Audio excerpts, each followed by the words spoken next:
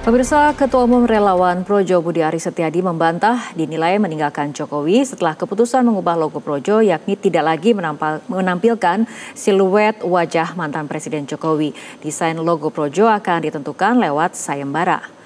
Setelah 10 tahun pemerintahan Jokowi, menurut Budi, Projo bakal menyesuaikan dengan kepemimpinan baru termasuk mengubah logo Projo. Mantan Menteri Koperasi itu menegaskan hubungan dengan Jokowi baik-baik saja. Perubahan logo dilakukan agar Projo tidak terkesan mengkultuskan seseorang. Selanjutnya, desain logo Projo akan ditentukan lewat sayembara ke publik. Hal ini dilakukan agar melibatkan partisipasi publik. Tetapi kita akan melakukan penyesuaian dan tadi pagi juga kami sudah berkomunikasi dengan Pak Jokowi via telepon.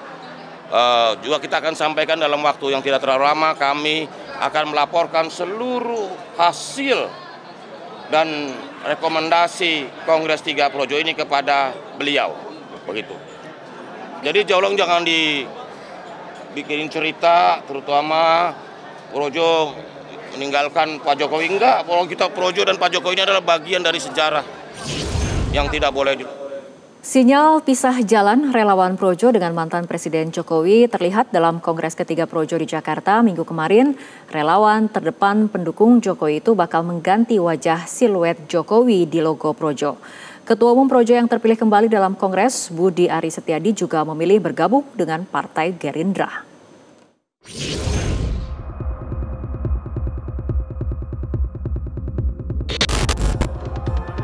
Langkah baru ditunjukkan relawan Projo pasca Jokowi lengser dari jabatan Presiden. Setelah 10 tahun memberikan dukungan kepada kepemimpinan Jokowi, relawan Projo beralih dukungan kepada pemerintahan Prabowo Gibran. Peralihan dukungan ini menurut Ketua Umum Relawan Projo Budi Aris Setiadi bukan berarti putus hubungan dengan Jokowi. Mantan Menteri Koperasi itu meminta tidak memframing hal tersebut lantaran Projo lahir karena Jokowi. Budi menegaskan Projo menyesuaikan diri dengan kepemimpinan baru, yakni pemerintahan Prabowo Gibran. Logo Projo pun bakal diganti tidak lagi memakai foto Jokowi agar tidak dianggap kultus individu. Budi Aris juga membantah Projo merupakan singkatan dari Pro Jokowi. Logo Projo akan kita rubah supaya tidak terkesan kultus individu. Ya, kemungkinan. Enggak, sementara itu. Nanti kita lihat mekanisme persetujuan dari teman-teman Kongres. Projo tidak akan menjadi partai. Bergabung. Hah? Belum. Projo itu artinya negeri dan rakyat. Jadi Projo itu sendiri artinya adalah negeri dalam bahasa Sanskerta dan dalam bahasa Jawa Kawi itu artinya rakyat. Projo. Memang nggak ada. Cuman teman-teman media kan dia Projo Kawi itu kan karena gampang dilafalkan aja gitu. Di sisi lain, Ketua Harian DPP Partai Gerindra Sufmi Dasko Ahmad yang hadir dalam Kongres 3 Projo menyebut belum mendapat informasi langsung dari Budi Aris soal bergabungnya Projo ke Partai Gerindra. Dasko menjelaskan dukungan elemen masyarakat seperti relawan Projo bukan hal baru. Pasalnya Projo sudah mendukung Prabowo Gibran sejak awal. Projo ini dari awal mendukung pemerintahan Prabowo Gibran, sebelum malah begitu. Nah, sehingga kita apresiasi untuk itu. Makanya kita hadir pada hari ini sebagai sahabat Projo yang diundang pada acara Kongres. Ya kalau Gerindra siap gelombang besar dari manapun. Ya kita namanya aspirasi tentu kita akan pertimbangkan untuk diakomodir. Perubahan sikap Projo merupakan bagian dari transformasi organisasi. Budi mengklaim Jokowi telah menyepakati rencana perubahan tersebut dan menyerukan untuk memperkuat agenda politik yang dibawa kepemimpinan Presiden Prabowo Subianto. Tim Liputan Metro TV. Pemirsa, apa yang menjadi penyebab utama relawan Projo kini secara tegas mendukung Prabowo dan apa makna pergantian logo yang tidak lagi memakai siluet wajah Jokowi? Kita akan membahasnya bersama Ketua Umum Relawan Projo, Bapak Budi Aris Setiadi, serta Guru Besar Ilmu Politik UIN Jakarta, Profesor Burhanuddin Muhtadi. Selamat malam Pak Budi Aris, selamat malam Mas Burhan. Malam, Prof. Malam.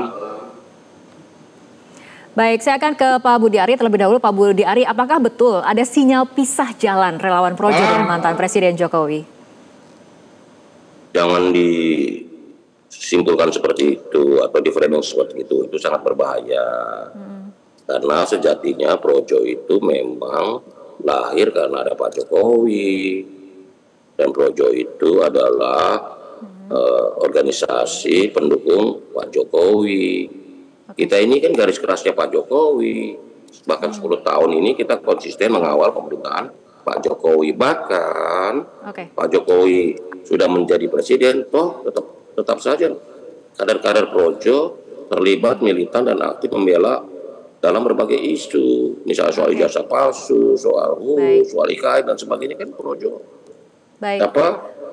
berada di garis depan. Jadi jangan memframing atau menilai dengan kacamata yang sinikal, begitu loh Mbak. Oke, baik. Tetap berada di garis depan Pak Budi Ari, tapi apa makna pergantian logo yang tidak lagi memakai siluet wajah Jokowi? Begini, kami kan juga mendengar masukan dari kawan-kawan bahwa Projo ini harus bertransformasi sehingga tetap relevan di waktu ke depan. Ini langkah maju Projo, karena saya sudah sampaikan bahwa Projo ini nggak bisa dipisahkan dari Pak Jokowi, gitu loh. Tetapi bahwa tantangan baru ke depan ini kan memerlukan kemampuan adaptasi dan juga kemampuan penyesuaian, adjustment untuk menghadapi tantangan ke depan, begitu loh. Oke, nah saya akan ke Mas Burhan ataupun Prof. Burhan. Prof. Burhan, apakah asumsi publik soal pisah jalan ini berlebihan atau realita politik nih? Ya, saya sebenarnya kurang percaya ya bahwa Projo di bawah Mas Budi Ari mengambil jalan yang berbeda, rute yang berbeda dengan garis Pak Jokowi. Jadi ini bagian dari taktik politik Mas Budi Ari sebenarnya.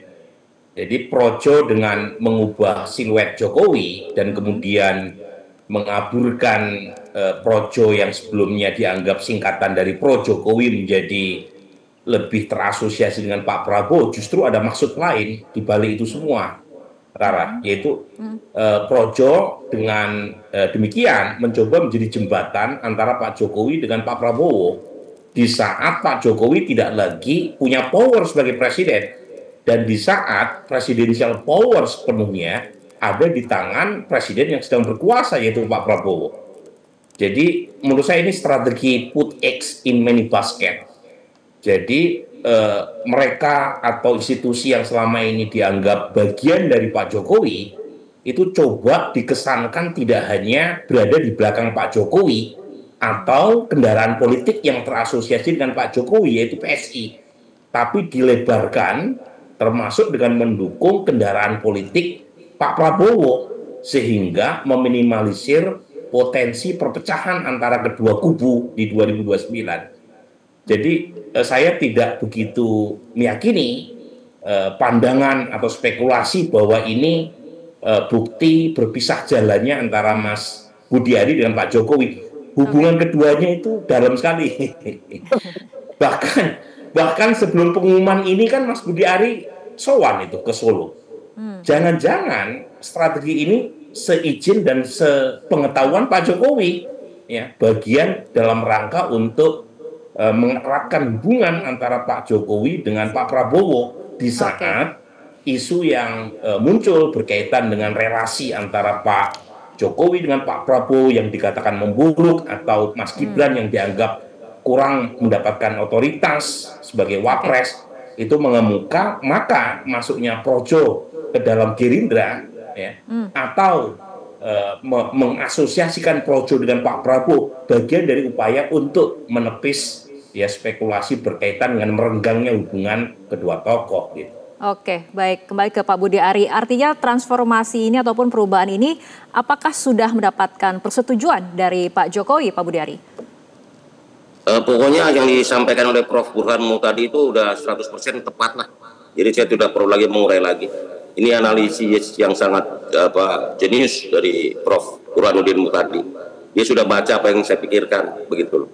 Jadi itu komentar Prof udah nggak perlu saya komentarin lagi, gitu loh. Karena bacaan Prof ini udah selaras, sejalan. Tapi untuk ketegasan artinya sudah mendapat kesepakatan dari Pak Jokowi, Pak Budi Ari. Upaya-upaya harus ada upaya-upaya untuk meredakan para pemimpin nasional kita. Karena politik persatuan menjadi penting, sehingga upaya-upaya untuk memisahkan atau mengadu domba Pak Prabowo dan Pak Jokowi harus kita minimalisir sekecil mungkin. Karena yang persatuan atau kekompakan para pemimpin nasional, khususnya Pak Prabowo dan Pak Jokowi ini akan berguna bagi bangsa dan juga rakyat gitu. Oke, artinya pilihan Anda untuk bergabung dengan Gerindra, tidak kemudian bergabung dengan PSI juga merupakan strategi menjadi jembatan antara Pak Prabowo dengan Pak Jokowi, seperti itu Pak Budi Ari? Begini, kami menghitung bahwa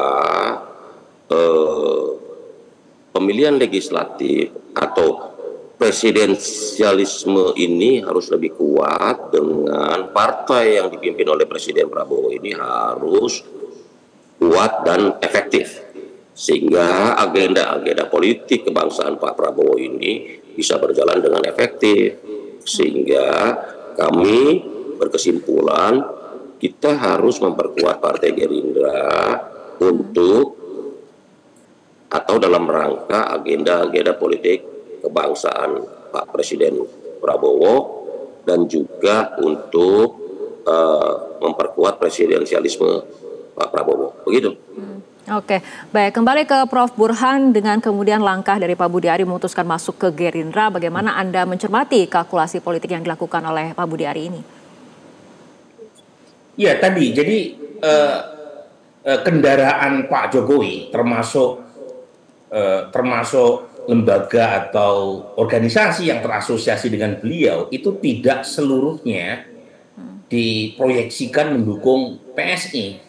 Sebab kalau misalnya Pak Jokowi, kemudian Mas Gibran, termasuk orang-orang dekat beliau, itu meletakkan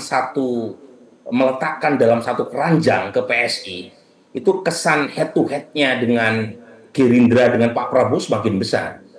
Jadi ibarat kalau semua sumber daya itu dimasukkan ke dalam satu keranjang yang bernama PSI, itu PSI bisa dianggap sebagai ancaman buat Pak Prabowo atau Gerindra. Nah, dengan cara dibelah, sebagian seperti Projo itu ditaruh di keranjang Gerindra, maka sinyal ancaman itu bisa diperkecil. Nah, ini lagi-lagi ini konteksnya 2029 sebenarnya. Ini saya sedang membocorkan rahasia Mas Budi Ari. Jadi coba bayangkan, Pak Jokowi kemarin sudah pakai topi gambarnya J, ya di topinya itu.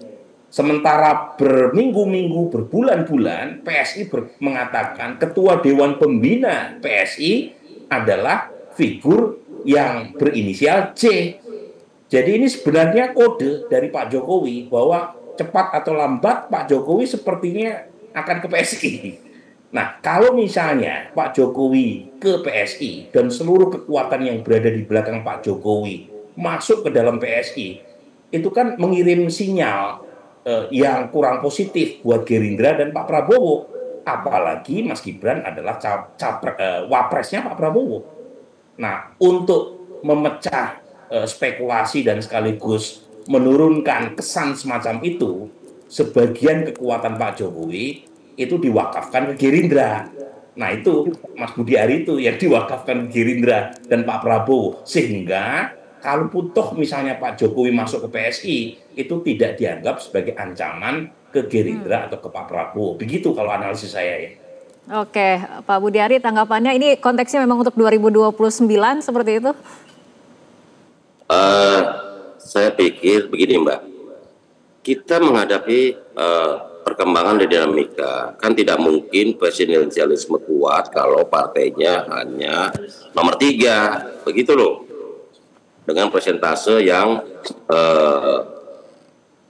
terbatas, misalnya hanya 13%. Kita perlu partai presiden ini bisa menjadi pemenang pemilu dan juga bisa memperkuat pemerintahan presiden sehingga agenda-agenda politik presiden bisa efektif.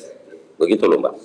Oke, baik Pak Budi Ari dan juga Prof. Burhan, terima kasih telah berbincang bersama kami malam hari ini dalam Prime Time News. Jelajahi cara baru mendapatkan informasi. Download Metro TV Extend sekarang.